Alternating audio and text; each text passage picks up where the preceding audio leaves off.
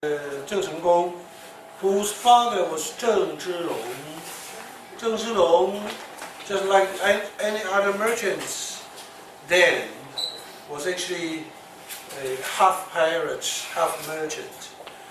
And nowadays we have a term for them called 海商, the sea merchants. Well, you know, I mentioned the sea beggars of the Dutch East Indian Company. The sea beggars, they have the same idea. Right? They can be they can be merchants. They can also be pirates. Just whatever is more convenient for them. So Zheng Zhilong was actually also a merchant who had a spot in Nagasaki, who raided the coastal area of China, and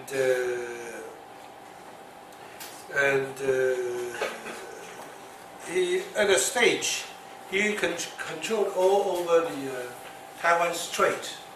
And it was believed that you have to pay him some money to get a free pass to the Taiwan Strait. So he was actually most powerful on this area, and he married a Japanese in 1624, lived in Hirado, and so Zheng Chenggong was actually born there in Japan. He, as I mentioned, was moved. Well, he was taken to Guangzhou at the age of 7. His younger brothers were actually left in Japan. It is believed that this branch of the family, who were left in Zheng Chenggong's brother, actually, still their family was still kind of thriving in Japan. And he alone went to China with his father at the age of 7. Then was allowed to study in WHEI-MING. WHEI-MING was actually the National Institute for Training of Civil Servants. Was actually high-ranking civil servants. So he was allowed to study there. But since he was such a famous person and kind of celebrity, so he was still remembered in Japan, and most of them call him Kosenga, the Kosenga. It's the Kosenga, Japanese way to pronounce it. So you can see that there's a picture of him dressed in the uniform, the civil servants.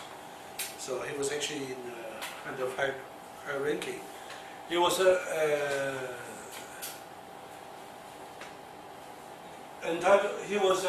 bestowed with the title as a king, Junwang, right?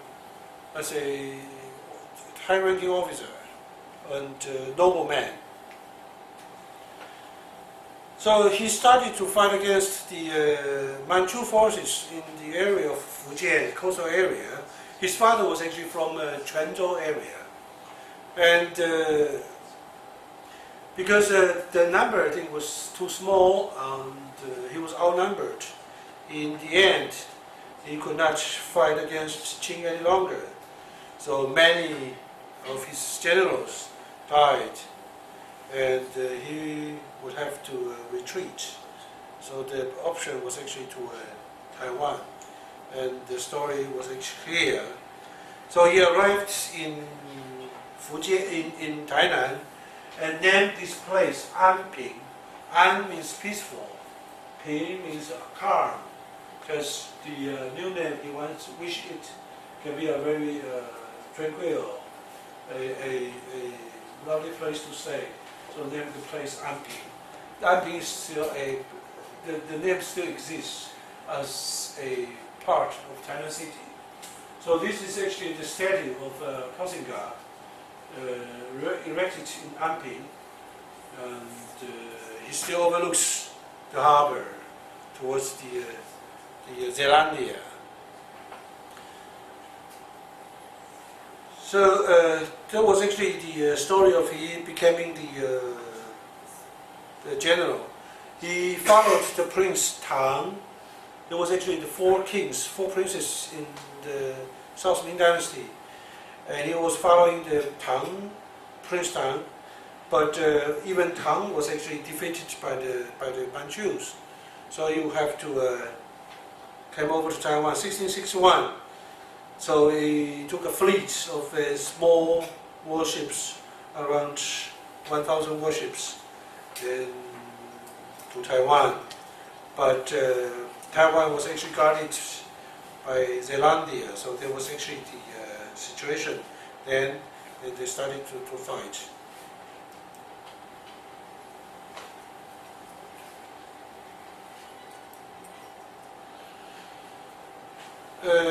1662, in February of 1662, the fight ended, and Dutch decided or agreed to leave Taiwan.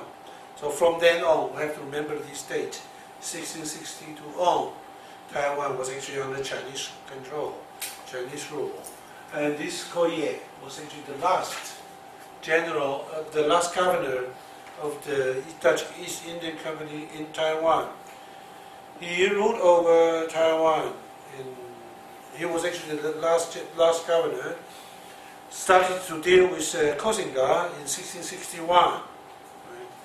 And in 1662 he was outnumbered and forced to leave. There was the Koye. There was actually the peace treaty between these two parties. And on this treaty, it was actually, you can see that paragraph 16, paragraph 17, which allowed the Zheng Zhenggong said it was actually not there was not a decisive victory, and therefore the peace talk was quite friendly. Only the Dutch would have to leave Taiwan. They were allowed to get all their belongings with them. Even they were allowed to have the marching band. It was all stated in this treaty. They were allowed to have the marching band to lead to the harbor, and they were allowed to take all the barrels of red wine, of the meat, and so whatsoever they owned away. The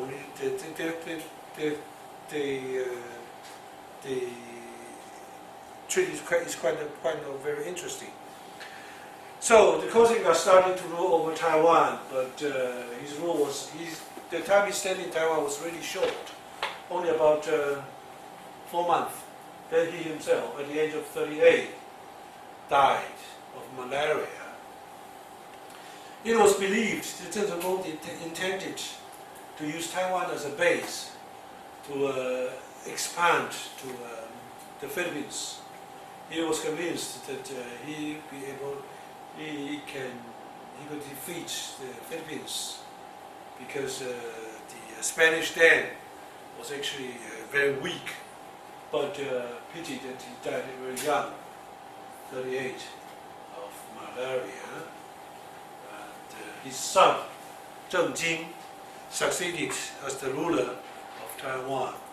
So we always have a discussion whether Zheng Zhenggong intended to keep the imperial name, the Ming Dynasty in Taiwan, or not. Somebody believed that he wanted to establish a separate kingdom. As I mentioned, that we always believe that loyalists of the Ming Dynasty try to last as long as possible the imperial court of the Ming Dynasty. But he named Taiwan Dongning Wanggu, the kingdom of Dongning, Eastern Calm. Well, doesn't matter because there was no time for him to prove his intention. He died young. But he introduced a lot of systems, the Chinese systems, to Taiwan. Like this is it says the first school in Taiwan, or not the first school, but the primary or the main school in Taiwan. You know, the Chinese, wherever they go, they have to set up schools to train the bureaucrats, to train the civil servants. And all this examination system will have to be established so that we can feel somehow safe. You know, if there is no examination, the students will feel somehow uneasy. Then how are you going to mark me? How can I get my promotion? And so on. So the first thing that Zheng Chenggong did in Taiwan was to establish this training institute.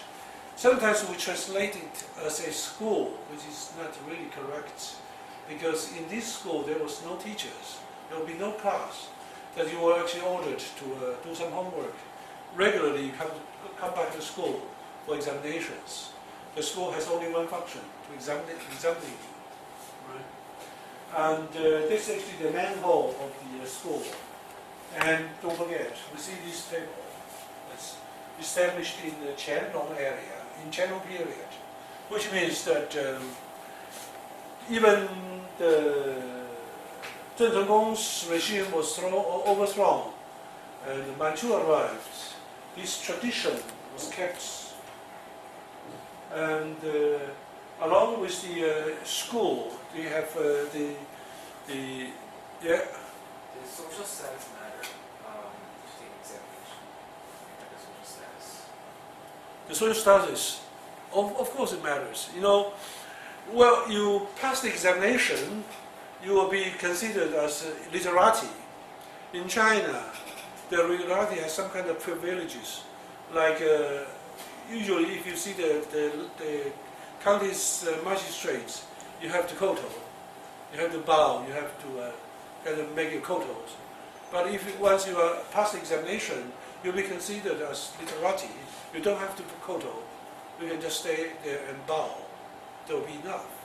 And usually, though, when you know this kind of punishment by whips, right, they will never be practiced on the literati. If you are literati have done anything evil, then you will have to be deprived of your title first. Then you will be punished. So therefore, to pass the examination is actually a social status, all right. And therefore, since from the Ming Dynasty on, there's another way to get this social status by purchase. Right? You can buy the title. If you say, I will donate such and such amount of money, then you get receive this title. But it's only a title. But with the title, you can, of course, get the social status. Especially in the late Qing Dynasty, in the, say, 19th century, when the deficit of the government is really awesome, the government decided to open up the gate for the purchasing of the social status. So if you are a merchant, you will usually be treated as nothing. You know, the four grades of the Chinese society, Shi is the literati, then the farmers, and then the workers, and then the merchants. So the merchants were always considered as the lowest of the social status, the social scale. But if you pay some money, you will be upgraded to as the Shi. Right? How we call it Gongming. You have the Gongming. Then you won't be able. You will be treated differently, but you won't be able to serve as a civil servant. But you get a status. And for example, the litter, the carriage, right? That in China, different social status have different, say, the vehicles. You have different litter, and even the decoration will be different. So if you pay such a money, you can have a litter of, say, green paint. So if you have paid the maximum, then you will be allowed to paint your litter in red, for example. So everything matters. In the Ming Dynasty, for example, if you are not a literati, everybody has kind of headwear. Right? If you don't have a proper social status, wearing the wrong headwear, you'll be punished. So this is we call it a class society. So it's very important for you to pass the examination. Yeah. Social status system is similar as Chinese social status system at that time. What do you mean? The social status system, like you told there's some division, so this similar as a Chinese at that time, similar as Chinese. Yeah.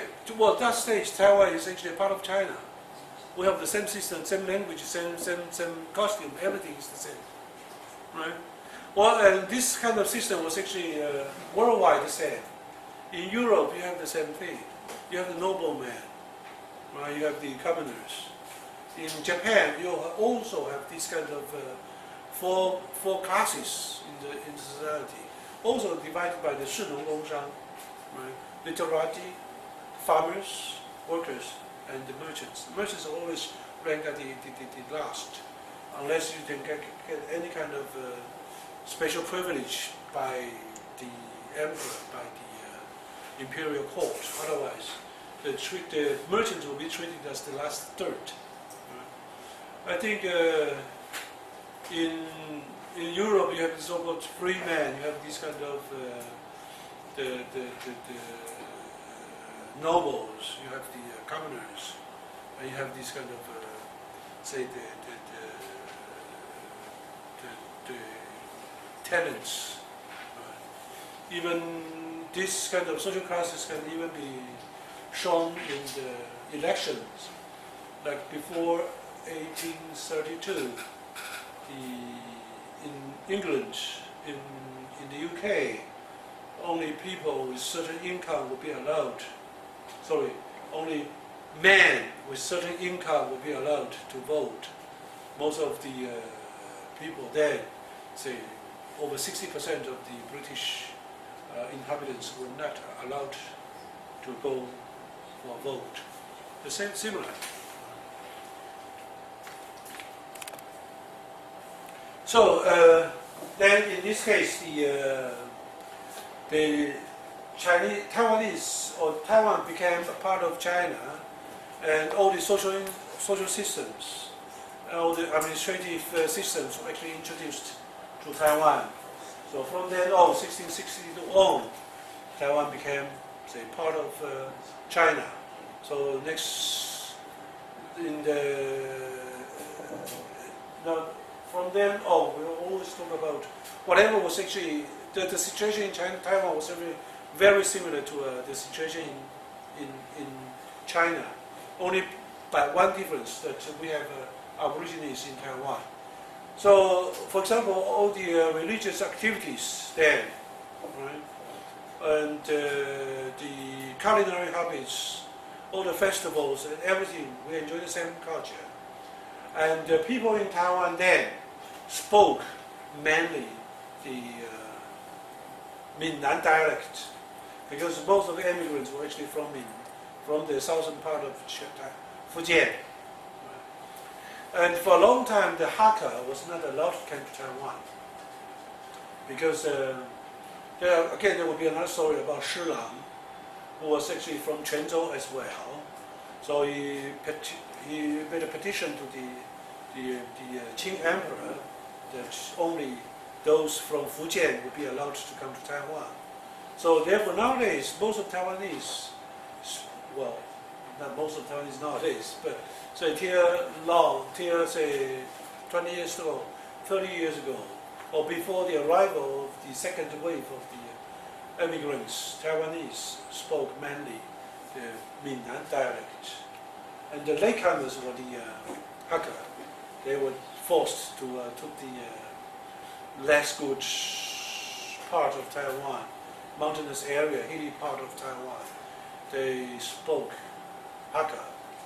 And the Minnan dialect and the Hakka dialect became the most important dialect of Taiwan. And we talk about the Aborigines with their own dialects or their own languages. They were never popular and hard for the outsider to understand. There will be another story. So that is now the first part of our introduction of the colonial era.